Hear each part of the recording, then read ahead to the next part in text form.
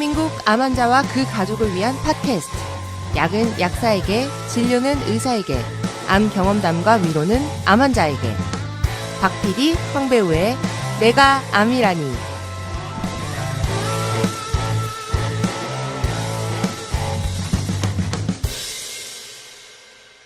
안녕하세요. 30대 암 환자 대표 황배우입니다. 네, 오프닝이 뭔가 좀 허전하죠? 어색하죠? 오늘은 제가 혼자 방송을 진행하게 됐어요. 그 전 방송에서 말씀을 드렸던 것과 같이 박 PD님이 자궁 내막암 수술을 하셨잖아요. 그래서 수술 마친 지가 얼마 안 되셔가지고 아직 회복을 하고 계세요. 본인은 자꾸 괜찮다고 녹음을 하러 올 수 있다고 하는데 진짜 제가 뜯어 말리느라고 고생을 했어요. 아직 잘 걷지 못하고 네, 무리를 하면 안 되는 상태라서 진짜 뜯어 말렸는데 굳이 오겠다고 정말 그 고집 너무 힘들었습니다. 박 PD님은 항상 밝고 긍정적이셔가지고 이번에도 잘 이겨내실 거라고 제가 믿고 있는데 근데 제가 걱정이 좀 많네요. 걱정이 되는 건 어쩔 수 없고 네, 그래서 오늘은 저 혼자 이렇게 팟캐스트를 진행을 하게 되었습니다. 살짝 외롭지만요. 제가 힘을 내서 최선을 다해 보겠습니다. 박 PD님 병명이 자궁 내막암인 관계로 저도 자궁에 대해서 공부를 좀 할 겸 오늘은 여성의 상징인 자궁과 자궁 내막암에 대해서 이야기를 나눠보려고 합니다. 자궁은 아까 말씀드린 대로 여성성의 상징이자 생명을 품어내는 장기로서 기능적으로나 상징적으로도 여자들한테는 굉장히 중요한 의미를 가진 장기라고 할 수 있잖아요. 자궁이 하는 가장 큰 일 중에 하나가 이제 아기를 임신을 하는 일이잖아요. 그래서 자궁은 태아를 보호해야 되는 굉장히 중요한 기관이기 때문에 여성의 몸 한복판, 아랫배의 깊숙한 곳에 정확하게 좌우 대칭형으로 자리 잡고 있다고 합니다. 제가 눈으로 보이지 않으니까 사실은 잘 모르잖아요. 그런데 이제 여자분들 모두 이렇게 깊숙하게 굉장히 중요한 장기를 품고 계시는 거예요. 자궁의 크기는 생각보다 크지가 않아요. 본인의 주먹 크기 정도 되는데 임신을 하게 되면 아기가 커감에 따라서 이 자궁이 같이 팽창을 하잖아요. 엄청나게. 그래서 부피가 약 5리터, 무게는 15배 정도 늘어나게 되고 이게 출산 후에 원래 크기대로 돌아오는 데만 해도 2달 정도 시간이 걸린다고 합니다. 저는 임신과 출산을 해본 경험이 없어가지고 이거를 직접적으로 겪어보지 못해서 잘 모르겠는데 친구들이 아이를 낳는 걸 보면 진짜 너무 경이롭다고 해야 되나? 와, 어떻게 인간이 또 한 명이 생겼잖아요. 이런 게 정말 위대한 일이구나. 이건 정말 사람의 영역을 벗어나는 일이구나. 이런 느낌을 받기도 하고 또 이런 위대한 일을 하는 장기가 바로 여성의 자궁입니다.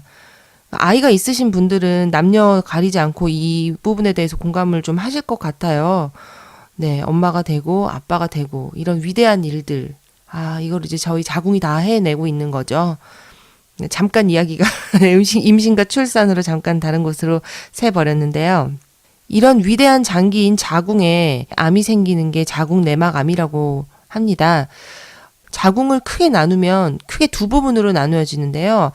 자궁의 체부와 질로 연결되는 그 목처럼 긴 부분이 거기에 이제 암이 생기면 자궁 경부암. 자궁의 몸, 그러니까 자궁의 체부에 발생되는 암을 자궁 체부암 혹은 자궁 내막암이라고 합니다. 그래서 오늘은 그 자궁 경부암 말고 자궁 내막암에 대해서 이야기를 이제 하고 있는데요. 이 자궁 내막암도 다른 암들과 마찬가지로 뚜렷한 원인이 없어요. 네. 하지만 이제 연구 결과가 계속 이제 밝혀지고 있는데, 확실한 원인이라고는 하지는 않지만, 여성 호르몬과 연관성이 높은 암이다. 이렇게 해서 폐경기 이후에 에스트로겐을 사용하시는 여성이나, 폐경이 늦은 여성에게도 발생하는 빈도가 높고요. 저처럼 유방암이나 다른 여성암 병력이 있는 경우에도 이 발생 빈도가 굉장히 높다고 해요. 제가 유방암 치료를 위해서 지금 약을 계속 복용을 하고 있는데요. 이 약의 부작용 중에 하나가 바로 자궁 내막암이에요. 그래서 이제 유방외과 쪽 진료 외에도 6개월에 한 번씩 산부인과 가서 자궁 내막암 진료를 받고 있거든요. 이게 혹시나 생겼는지, 뭐, 내막의 두께는 괜찮은지, 네. 그래서 저도 사실은 이 자궁 내막암 관점에서 봤다면 굉장히 고위험군에 속하는 환자예요. 네, 자유롭지 못한 케이스죠. 자궁 내막암의 이제 기수를 나누는 기준을 좀 말씀을 드려볼게요. 1기라고 하는 것은 이제 암이 자궁 체부에 국한된 상태예요. 넘어가지 않고 그냥 거기에만 이제 딱 발생이 되어 있는 상태를 1기라고 하고요. 2기가 되면 자궁 체구와 자궁 경부, 이제 질이랑 연결되는 아까 그 긴 목 같은 부분이 있다 그랬잖아요. 거기 경부까지 침범을 해서 자궁 외로는 퍼지지 않은 상태, 자궁 안에만 이 암세포가 있는 상태는 2기라고 하고요. 3기는 이제 자궁 밖으로 퍼진 거예요. 자궁 밖으로 퍼졌는데 다행히 골반을 벗어나지 않은 경우까지는 3기라고 이제 기수가 되고요. 4기가 되면 골반 밖으로까지 전이가 돼서 방광이나 직장 점막까지 침범을 한 경우가 4기가 이제 기수를 나누게 된다고 합니다. 다른 암들과 마찬가지로 자궁 내막암도요. 초기에는 치료가 쉬운 착한 암이지만 뭐 착한 암 나쁜 암이 어디 있겠냐만요. 초기에는 치료가 쉽지만 전이가 일어나는 이제 3기 이후에는 다른 여성암보다 예후가 무섭다고 합니다. 그래서 이거 절대 쉽게 보시면 안 되고 여성분들 꼭 검사를 받아보셨으면 해요. 네. 어떤 증상이 있느냐, 눈에 보이지 않는 장기니까 가장 큰 게 월경과 관련 없는 질출혈을 경계해야 한대요. 내가 생리를 해야 될 때가 아닌데 갑자기 피가 비친다거나 이러면 반드시 병원을 가서 검사를 하셔야 돼요. 특히나 폐경이 된 여성에게 출혈이 있으면 이건 진짜를 받으셔야 되고요. 그래도 이거를 자꾸 두시고 병원을 안 가신다. 그래서 병이 진행이 되면 골반 압통, 혈뇨, 혈변, 복부 팽창 해서 복수까지 차고요. 체중이 감소되고 뭐 전신 허약감, 빈혈 등등 이렇게 증상이 나타날 수 있습니다. 가장 좋은 건 증상이 나타나기 이전에 미리 진료를 좀 정기적으로 검사를 받아보시는 게 가장 좋겠죠. 네, 자궁 내막암의 이제 치료는요, 환자의 상태나 상황에 따라서 여러 가지 방법이 있긴 한데요. 가장 기본적으로 1차 치료는 수술이고요. 네. 근데 그 수술은 자궁 적출술 및 양쪽에 난소 절제술을 시행합니다. 그러면서 골반과 대동맥 림프절 절제술도 같이 하는데 뭐 다 하는 것 같진 않고요. 유방암 때와 비슷하게 뭐 감시 림프절을 검사해서 전이 여부를 판단을 하고 네, 그런 림프 절제술이 진행이 되는 것 같아요. 그래서 수술 후에 이제 병기가 확실하게 결정이 되고요. 이 병기랑 뭐 재발 위험 인자 등등을 따져서 항암 치료라던가 방사선 치료 이렇게 계속 치료가 진행이 된다고 해요.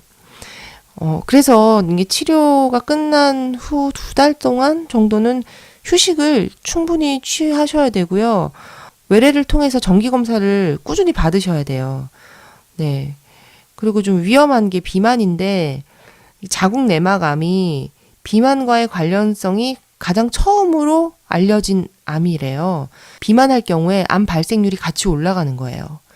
그래서 혹시나 지금 방송을 듣고 계신 분들 중에서도 자궁 내막암을 경험하신 분이 있다면 치료 후에 그 체중 조절을 꼭 신경 써서 해주시는 게 좋을 것 같아요.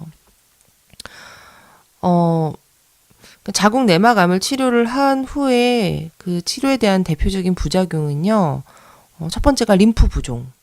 이거는 이제 유방암 환자들도 제일 무서워하는 게 림프 부종인데 림프 순환이 제대로 되지 않아서 다리가 붓는 거예요. 근데 이 림프 부종이 왜 무섭냐면 부었다가 빠지질 않아요.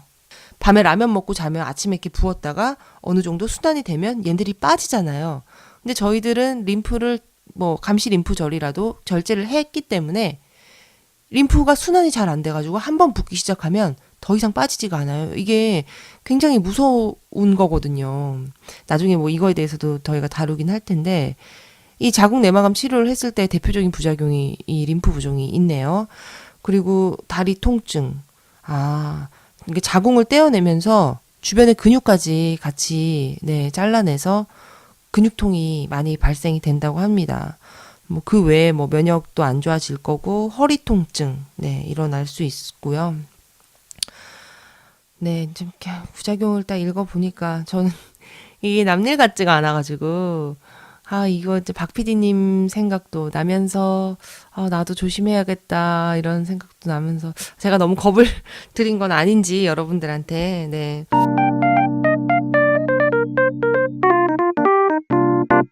박 PD님이 팟캐스트는 절대 펑크가 나면 안 된다. 이래가지고 사실은 입원하는 날 아침에 와가지고 녹음을 하고 가셨어요. 입원 당일날까지 팟캐스트를 뜨고 가셨는데 참 이렇게 그녀를 보내고 나서 같은 암 환자로서 그리고 같은 여자로서 참 제가 마음이 아프더라고요. 왜냐하면 제가 해줄 수 있는 게 아무것도 없으니까 아, 이걸 어떻게 해야 되지? 그리고 제 자신이 굉장히 작게 느껴지고, 무기력하게 느껴지고, 네, 좀, 뭐랄까, 어떻게 얘기를 해야 할까요? 네.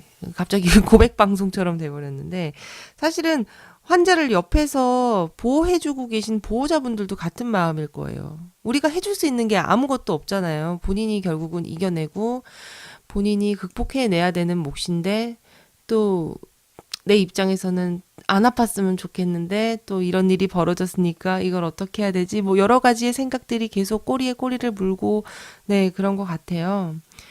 원망스럽기도 하고요.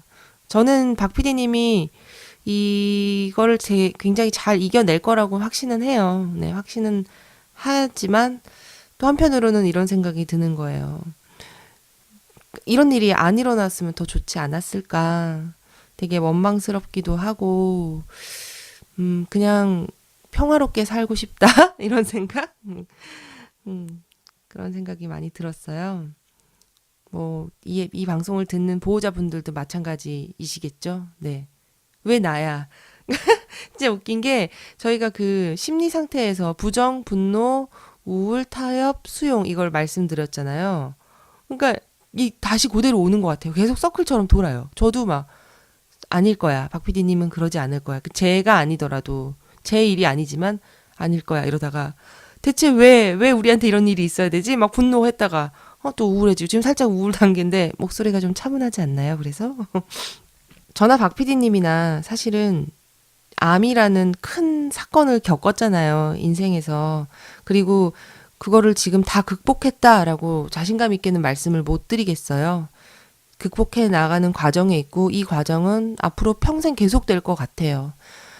물론 저희가 다른 암 생존자들보다 좀 씩씩하고 좀 개구지고 이렇게 극복을 하고 좋은 방향으로 생각하고 있다라는 거는 인정을 하는데 이게 아무래도 저희도 사람인지라 이게 나약해질 때가 있게 돼요. 특히 이런 일이 있을 때. 네.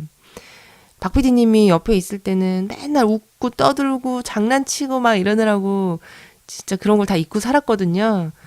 근데 오늘 이렇게 혼자 녹음을 하게 되니까 아, 이 빈자리가 너무너무 크게 느껴지는 것 같아요. 네. 든 자리는 몰라도 난 자리는 안다고 이게 옆에서 웃고 계셔야 되는 박 PD님. 안 계시니까 너무 보고 싶습니다, 박 PD님. 네. 그러니까 저뿐만이 아니라 많은 분들이 이런 감정을 느끼실 것 같아요. 근데 여러분들에게도 어떤 소중한 사람들이 있으시죠? 뭐 그런 소중한 사람분들이 가족이건 연인, 친구 아니면은 뭐 정말 고마운 사람 그 누구든 간에 오늘은 좀 이 방송을 들으시고는 그분 뭐 한두 분 정도라도 좀 떠올리셔서 그분에게 한번 연락을 해보시는 건 어떨까라는 생각을 해요. 표현 안 하면 모르잖아요, 우리는. 그래서 먼저 연락을 해서 뭐 사랑해, 고마워, 너가 있어서 나는 정말 힘이 나, 뭐 이런 얘기들을 해주시면 그 굉장히 좋을 것 같아요. 받는 사람도. 네. 절 아시는 분들 이 방송을 듣고 저에게 힘을 좀 주세요. 아셨죠? 네. 네, 그러면은 저는 이만 오늘은 녹음을 좀 짧게 마무리를 하고요. 박 PD님 문병을 다녀오겠습니다. 박 PD님이 올 수 없으니까 제가 가서 또 저희는 에피소드들을 생산해가지고 오겠습니다. 네, 소중한 것들과 함께 보내는 즐거운 한 주 시작하시고요. 대한민국 암 환자와 가족들이 즐겁게 사는 그날까지 박 PD 황배우의 내가 암이라니 많은 청취 부탁드립니다. 본 방송은 홈페이지 withcancer.modu.at에서도 만나실 수 있습니다. 여러분, 다음 주에는 박 PD님과 함께 만나요. 감사합니다.